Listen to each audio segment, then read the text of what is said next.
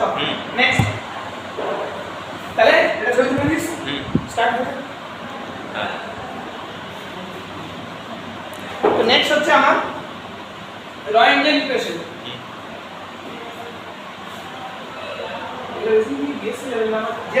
যত জানবি তত ভালো ঠিক আছে তো what is Roentgen equation? The Roentgen equation states that if an exposure is made to a patient তাহলে তার accumulated amount of energy to a body কত হবে delta q by m Roentgen equation বলছে if x is the rate of exposure to a patient then তার সে কতটা radiation absorb করেছে হ্যাঁ পার scan হচ্ছে ডেল্টা q যেটা ডেল্টা q কে আমরা বলি charge per transmission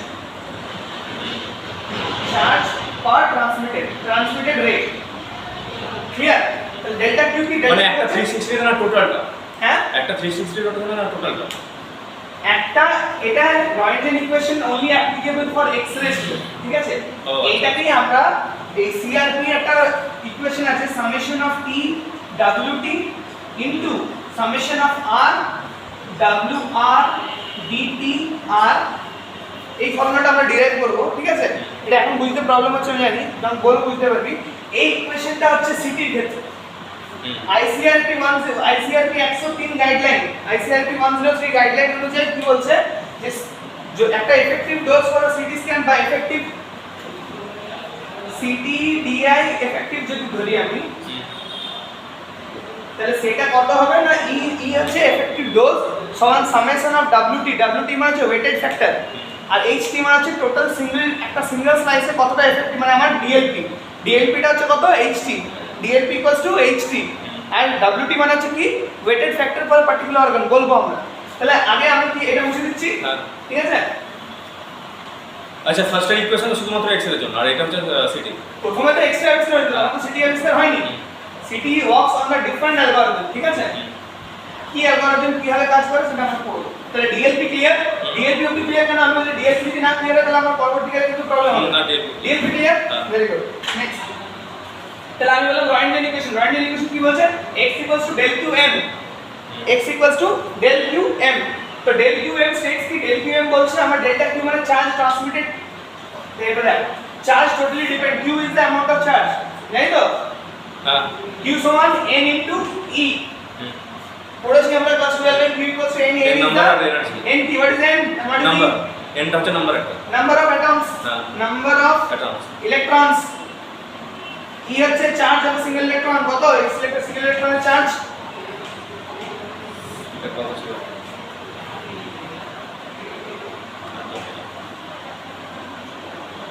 charge of electron E আর number of electron n Q ne ইলেকট্রনের চার্জ কত 6.09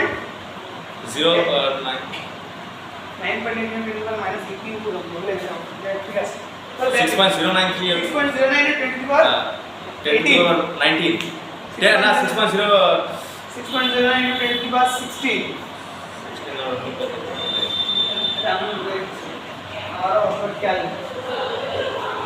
তো বেসিক্যালি কি হচ্ছে আমার q সমান n মানে q is the charge of an q equals to the product of an entire energy energy transmitted by the particular exposure particular radius particular x-ray is equals to that of the amount of আমরা আগের দিন পড়েছিলাম what is Roentgen কি Roentgen হচ্ছে amount of energy deposited per unit of mass মানে একটা মাসে কতটা amount of energy say deposit করছে তাহলে 1 Roentgen আমরা কত পেয়েছিলাম 1 Roentgen সমান 2.58 into 10 to the power -4 coulomb per kg মানে 1 kg মাসে 2.58 into 10 to the power -4 coulomb of energy deposit হয় 1 Roentgen of charge is equals to 2.58 into 10 to the power -4 coulomb of energy clear the 1 Roentgen এর যদি এতটা energy হয় that means it is a factor by the unit of exposure এই unit of exposure টা আমরা কি এই ফর্মুলাতে derive হবে x সমান delta q by delta q into m তাহলে what is delta Roentgen এখানে এনার্জি Roentgen হচ্ছে unit of exposure unit তো Roentgen এর এটা আছে SI CGS এটা হচ্ছে SI তো 1 Roentgen সমান 2.58 into 10 to the power -4 coulomb per kg মানে the amount of energy deposited 1 kg of mass is when 2.58 into 10 to the power -4 coulomb of energy is deposited in 1 kg of mass then that amount of exposure is said to be 1 Roentgen clear the 1 Roentgen definition pe what is 1 Roentgen when this amount of 1 kg of mass, then that amount of energy is said to be 1 Roentgen. Clear? এবারে তাহলে 1 Roentgen it is a unit of radiation exposure. তাহলে radiation এক্সপোজারের প্রথমে যে ইকুয়েশনটা আমরা বলছি সেটাকে আমরা বলি রয়েন্টজেন ইকুয়েশন। রয়েন্টজেন ইকুয়েশন কি বলছে? x হচ্ছে কি amount of energy amount of exposure, সেটা কি হবে? x del q into m, এর ইউনিট হচ্ছে রয়েন্টজেন, বুঝতে পারছিস? হ্যাঁ এটা হচ্ছে এক্সপোজার ইকুয়েশন, রয়েন্টজেন এক্সপোজার ইকুয়েশন। তাহলে এক্সপোজারে কতটা ডোজ পাচ্ছে সেটা তো রয়েন্টজেন দিয়ে ক্যালকুলেট হবে। যেমন লেন্থ কে আমরা সেন্টিমিটারে ক্যালকুলেট করি, তাহলে এক্সপোজার কিসে ক্যালকুলেট করব? রয়েন্টজেনে। তাহলে x del q m, where del q is equals to del q কি the charge of transmitted ray, একটা রেতে কতটা চার্জ বের হচ্ছে সেটা কার উপর ডিপেন্ড করছে? তাহলে del q কার উপর ডিপেন্ড করছে? kVp/ms। হ্যাঁ হ্যাঁ হ্যাঁ এনার্জি kVp/ms, যে এটা del q কেন আমি তো লিখতে পারতাম x equals to q into m, কিন্তু q এর মান কেন লিখছি x equals to del q into m? কেন? কেন q del q হচ্ছে ভ্যারিয়েবল, আমরা আগে del t অনুযায়ী ভাগ করে দুটোকে সিটি কে দুভাগ ভাগ করেছিলাম, মানে ডাইনামিক আর স্ট্যাটিক ভ্যারিয়েশন অফ টাইম, অমনি এখানে ভ্যারিয়েশন অফ এনার্জি। কেন?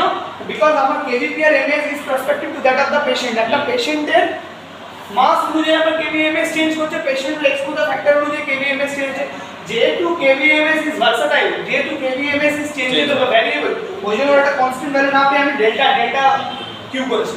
তাহলে x equals to delta q into m, where m হচ্ছে অ্যামাউন্ট অফ মাস যে এক্সপোজার, কারণ আমরা আগে জানি রয়েন্টজেনের ডেফিনিশন কি কুলম্ব পার কেজি, মানে কতটা amount of mass affected by কতটা অ্যামাউন্ট অফ চার্জ, তারে আমি কি বললাম?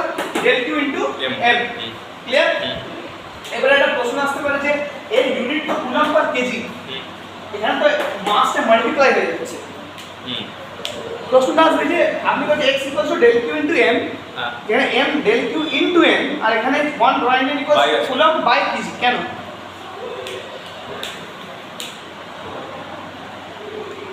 ভাব যাব একটু ভাব, কেন del q into m আর কেন coulomb per kg?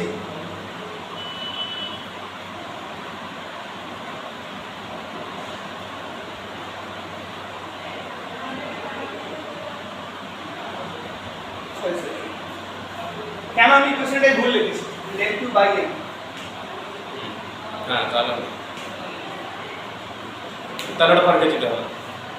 অবভিয়াসলি এটা তো ধরতে হবে না, তো যে রয়েন্টজেনের ইউনিট যদি আমার কুলম্ব পার কেজি হয় তাহলে কি করে এটা x সমান del q by m হয়? এটা কারেকশন কোরিলেশন বলে যে আমার ইউনিটের ডাইমেনশন তো মিলছে না। আর আমরা জানি রয়েন্টজেন ইকুয়েশন কি বলছে? x equals to del q by m, মানে amount of energy deposited per unit of tissue. এবারে মিলছে? হ্যাঁ মিলছে। তাহলে শুধু দেখলে তো হবে না, কথাটা আমি যদি বলি যে আমি যদি আজ বলি গরু আকাশে ওড়ে, তুই বিশ্বাস করবি? কেন করবি না? আমি তো যা বলবো তাই তো বিশ্বাস করছিস, তাহলে গরু আকাশে ওড়ে বিশ্বাস করবি না কেন? আমি যদি গরুকে আকাশে উড়িয়ে দিই থিওরিতে, তখন তো বিশ্বাস করবি। তো কেন বিশ্বাস করবি? তোকে লজিক্যালি দেখতে হবে। আমি প্রথমেই শুরু করার আগেই বললাম যে 1 Roentgen equals to that amount of energy deposited per kg of, আমার কাছে যদি একটা অ্যামাউন্ট অফ মাস নির্ধারিত থাকতো তখন আমি এটাকে মাল্টিপ্লাই করতাম, তাই না? কিন্তু আমার মাসটা তো কনস্ট্যান্ট নয়, মাসটা তো ভ্যারিয়েবল। তাই আমার একটা ইকুয়েশনে সব একটা যে কোনো ইকুয়েশনে এভরিথিং ইজ ভ্যারিয়েবল। কেন? আমি ওখানে যে কিছু ভ্যালু বসাতে পারি। আমরা যদি বলে x বার করো, তাহলে আমাকে এইটার মধ্যে একটা দাদা আমাকে এইটাকে বার করতে হবে না, লেট ইজ ভ্যারিয়েবল। এটা বার করতে এইগুলো ভ্যারিয়েবল, এটা বার করতে এইগুলো variable. Everything is the equation is variable, that's why equation বলা হয়। ইকুয়েশন মানে হচ্ছে যেটা আমরা এভরিথিং ইজ ভ্যারিয়েবল, তাই তো? On that ground x equals to delta q by m কি জিনিস? এটা হচ্ছে আমার কতটা অ্যামাউন্ট অফ এনার্জি ডিপোজিট হচ্ছে per gram of tissue during a single exposure, সেটাকে আমরা কি বলছি? Roentgen equation. Clear? Roentgen equation কাকে বলে? ক্লিয়ার? চলো লিখে নেন। q সমান ne, q equals to the amount of energy which equals to the number of electrons into charge of electron। এই চার্জ অফ ইলেকট্রনটাকে কি বলি আমরা? টিউব কারেন্ট, তাই তো? the amount of electron flow from cathode to anode equals to tube current, tube current এইটা তো tube current. n equals to e is the tube current। tube current কি? what is tube current? cathode to anode থেকে exactly, তাই tube কারেন্টের definition কি? the number of electron passes from cathode to anode। তাহলে আমি বলতে পারি q equals to tube current। হ্যাঁ তাহলে আমি বলতে পারি এক্সপোজার সমান tube current into mass divided by mass. আর ডিভাইডেড বাই মাস। আর আমরা এটাও জানি যে amount of exposure always depend on tube current বা টিউব ভোল্টেজ, টিউব চার্জ, তাই তো? টিউব কারেন্ট বা টিউব চার্জের উপরে ডিপেন্ড করে কতটা রেডিয়েশনের ইন্টেন্সিটি কি হবে, সেই রেডিয়েশনের ইন্টেন্সিটি অনুযায়ী সেটাকে যদি পার ইউনিট মাস দিয়ে আমি ডিভাইড করি তাহলে আমি বলতে পারবো যে সেই পেশেন্টের সেই মাসটা কতটা ইউনিট অ্যাবজর্ব ডোজ পেয়েছে, হ্যাঁ না না? ক্লিয়ার? আরেকবার বলুন প্রশ্ন। একটা টিউব কারেন্টে আমরা ফার্স্ট ইয়ারে পেয়েছিলাম যে the amount of electron flow from cathode to anode depends the amount of intensity of X-ray.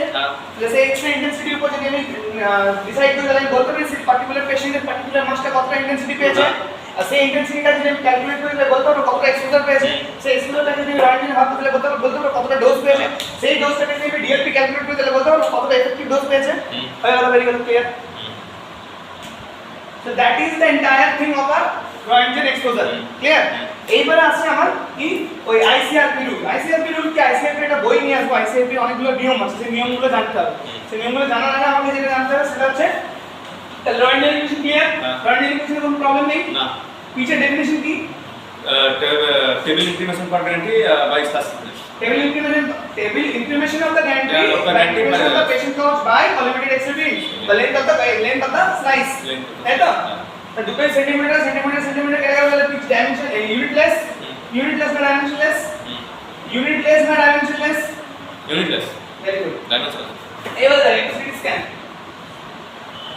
এটা কি লিভার, এটা স্প্লিন, অ্যাডনেক্সা, আয়োটা, ভার্টিব্রা, ক্লিয়ার? এর কি আছে? কিডনি। চুপ কর, কিডনি এখানে আছে, এটা যে গলব্লাডারের জায়গা, ক্লিয়ার? পোর্টা হেপাটিস লোয়ার কোয়াড্রেন্ট গলব্লাডারের জায়গা, ঠিক আছে? अब এর হাউন্সফুল ইউনিট আলাদা পাচ্ছি, এর হাউন্সফুল ইউনিট আলাদা পাচ্ছি, এর হাউন্সফুল ইউনিট আলাদা পাচ্ছি, মানে কি ইফেক্টিভ ডোজ অফ পার প্রতিটা টিস্যু আলাদা আলাদা অ্যাবজর্পশন কোএফিশিয়েন্ট আছে, প্রতিটা টিস্যু আলাদা এমএসসি আছে বলে তারা আলাদা এইচইউ তৈরি করছে, ক্লিয়ার? তার মানে আমি বলতে পারি প্রতিটা টিস্যু আলাদা রেট অফ অ্যাবজর্পশন, তাহলে effective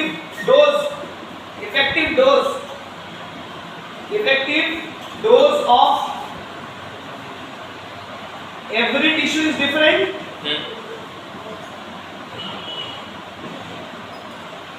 Effective dose of every tissue is different. কেন different? কারণ প্রতিটা টিস্যু আলাদা একটা স্ট্রাকচার আলাদা প্রপার্টি আলাদা নেচার, তাদের মধ্যে কন্টেন্ট আলাদা মানে অ্যাটেনুয়েশন রেট কোএফিশিয়েন্ট আলাদা, তার মানে তার এমএসসি আলাদা মানে তার এইচইউ আলাদা, আমরা ওই জন্য আলাদা ভেরিয়েশন দেখতে পাই, ক্লিয়ার? ভেরিয়েশন আলাদা দেখতে পাই বলেই আমাদের এফেক্টিভ ডোজ প্রতিটা টিস্যু আলাদা, ওই জন্য আমি particular effective dose E equals to summation of R of WT into কি পেয়েছিলাম HT। তো হোয়াট ইজ HT? HT কি? HT হচ্ছে আমি যে ভ্যালুটা বার করলাম DLP। এবারে DLP মানে কি পুরো স্ক্যানে কতটা ডোজ শেখাচ্ছে, টোটাল ডোজ, সেই টোটাল ডোজটাকে যদি আমি প্রতিটা টিস্যুর যদি WT টা ভাগ করে দিই বা গুণ করে দিই, যদি আমার আছে একটা টিস্যু WT হচ্ছে 1/2, মানে আমি বলতে পারি summation of R into HT by 1/2 মানে equals to summation যদি দুটো উপরে আছে লগারিদমিক ক্যালকুলেশন, ক্লিয়ার? আরেকবার স্যার বলুন ডব্লিউটি টা। Effective dose of A tissue মানে কি একটা টিস্যুর প্রতিটা আলাদা টিস্যুর আলাদা হাউন্সফুল ইউনিট কেন হয়? বিকজ তাদের রেট অফ অ্যাটেনুয়েশন আলাদা, বিকজ তাদের টিস্যু প্রপার্টি আলাদা।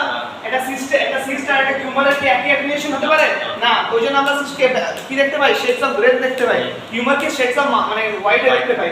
এই ডিফারেন্ট রেট অফ অ্যাটেনুয়েশন কেন হচ্ছে? ডিউ টু ডিফারেন্ট LSE বা ডিফারেন্ট অ্যাটেনুয়েশন কোএফিশিয়েন্টস। এই ডিফারেন্ট অ্যাটেনুয়েশন কোএফিশিয়েন্টের জন্যই আমি বলতে পারি প্রতিটা টিস্যু আলাদা অ্যাবজর্পশন কোএফিশিয়েন্ট, প্রতিটা টিস্যু ওই জন্য প্রতিটা টিস্যু আলাদা ওয়েট, এই প্রতিটা টিস্যুর যে আলাদা ফ্যাক্টর অফ অ্যাবজর্পশন সেটাই কি বলা হয়? Weighted factor of tissue.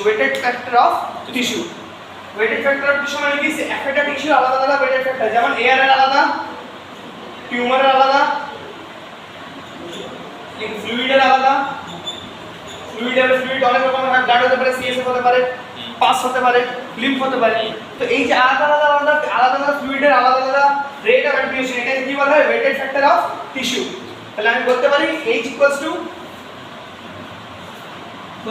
E equals to effective dose equals to কি summation of WT into HT বলতে পারি। তো WT মানে কি ওয়েটেড ফ্যাক্টর, HT মানে হচ্ছে কি DLP ডোজ, একটা ডোজ, টোটাল ডোজটাকে আমি যদি আমার কাছে 100 কিলো পেঁয়াজ আলু পেঁয়াজ মিশিয়ে 100 কিলো আছে, আমি একটা ইউনিফর্ম আলাদা পেঁয়াজ নেই, মানে 10টা পেঁয়াজ আছে, প্রত্যেকটা পেঁয়াজ 5 গ্রাম ওজন, তাহলে আমার কাছে 100 কিলো আছে। তা আমি যদি বলে দিই আমার একটা পেঁয়াজের ওজন হচ্ছে 5 গ্রাম, আর একটা আলুর ওজন হচ্ছে 10 গ্রাম, তাহলে আমি বলতে পারবো আমার কতগুলো আলু আর কতগুলো পেঁয়াজ আছে। যদি বলতে পারি যে একটা ব্যাগে তার কনস্ট্যান্ট ভেরিয়েশন x হয়, তাহলে আমার এটা 5x plus 10y equals to 100। হ্যাঁ হ্যাঁ, এটাকে ওই হাফ হাফ করতে ঠিক আছে, হবে। আমার হয়ে গেছে। তো 100 কেজি আমি বলতে পারি 5x plus 10y equals to 100। তাহলে এখান থেকে আমি বলতে পারি x এর ভ্যারিয়েশন অফ কোএফিশিয়েন্ট 100 এর মধ্যে কতটা আর y এর ভ্যারিয়েশন অফ কোএফিশিয়েন্ট 100 এর মধ্যে কতটা। সেখান থেকে আমি পার্টিকুলার এক একটা টিস্যু এক একটা ইউনিট বার করতে পারবো, হ্যাঁ না? হ্যাঁ। তাহলে আমি বলতে পারি লিভারের কতটা এফেক্টিভ ডোজ, স্প্লিনের কতটা এফেক্টিভ ডোজ আর কিডনির কতটা এফেক্টিভ ডোজ। তাহলে এই এফেক্টিভ ডোজগুলো যদি আমি ক্যালকুলেট করতে পারি, তাহলে আমি পার্টিকুলার টিস্যু টোটাল অ্যাকচুয়াল ডোজটা ক্যালকুলেট করতে পারবো। অ্যাকচুয়াল ডোজ ক্যালকুলেট করতে পারলে এটা সিটি ক্ষেত্রে তো হ্যাঁ এটা সিটি এটা সিটি। হ্যাঁ আর ওটা এক্সট্রা তাহলে ওইটা কি ছিল রয়্যাঙ্গেন ফর্মুলা। ওটা ডিএলপি মানে হচ্ছে এটা এইটা হ্যাঁ ওটা ডিএলপি মানে ওখানে হচ্ছে আমার এফেক্টিভ ছিল না, কেন? ওখানে আমার একটা এক্সপোজার, হ্যাঁ। কিন্তু যেহেতু এখানে ডিএলপি আছে, ডিএলপিটা যেটা প্রতিটা টিস্যুর আলাদা ডোজ যদি আমরা ক্যালকুলেট করতে হয়, তাহলে প্রতিটা টিস্যু আলাদা ওয়েটেড ফ্যাক্টরের সঙ্গে মাল্টিপ্লাই করতে হবে, ক্লিয়ার? বাস, তাহলে এটা হলো সিটি ডোজ। আর সেরকম কিছু নেই। পরের দিন আমরা কি করবো, আমাদের সিটির ফিজিক্স কমপ্লিট, ঠিক আছে? ম্যাথস নিউমেরিক্স এর একটা চ্যাপ্টার আছে যেটা আমরা করবো, কিন্তু সেই নিউমেরিক্যাল গুলো করতে গেলে তো এইগুলো ক্লিয়ার রাখতে হবে। চারটে ফর্মুলা আজকে হলো কি, summation of WT into HT, CTDI volume, CTDI weighted, CTDI DPL, এই তিনটে ফর্মুলা। আর এই তিনটে ফর্মুলার সাথে আমার আরেকটা ফর্মুলা আমরা পেয়েছি, প্রথমে x equal to sorry delta Q by m। তাহলে এই তিনটে আমার হয়ে গেল তিনটে ইকুয়েশন আজকে। আগে যে ইকুয়েশনগুলো আছে সব ইকুয়েশনগুলো সলভ করে আমরা নিউমেরিক্যাল করব, ঠিক আছে? আচ্ছা, ঠিক আছে।